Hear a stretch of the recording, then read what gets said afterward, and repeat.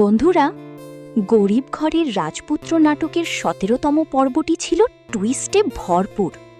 অনিক যখন মেঘলার চরিত্রের ওপর কলঙ্ক লেপে দিয়ে তাকে ডিভোর্স দিতে চাইছিল, ঠিক তখনই মেঘলা খেলে দিল তার তুরুপের তাস।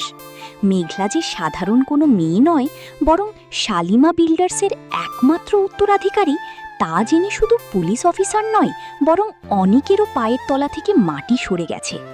আগামী পর্বে আমরা দেখতে পাব পুলিশ অফিসারের পরামর্শ অনুযায়ী ডিএনএ টেস্টের প্রক্রিয়া শুরু হবে।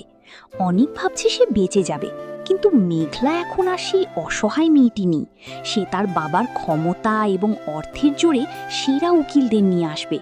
পুলিশ অফিসার শেষ দৃশ্যে যে ইঙ্গিত দিয়েছিলেন, যদি দেখা যায় অনিক সন্তানের বাবা নয়, সেটিই হবে আগামীর সবচেয়ে বড় রহস্য। হয়তো এখানে রাতুলের কোনো গভীর ষড়যন্ত্র আছে, যা অনিককে জেলের ঘানি টানাতে বাধ্য করবে। মেঘলা এখন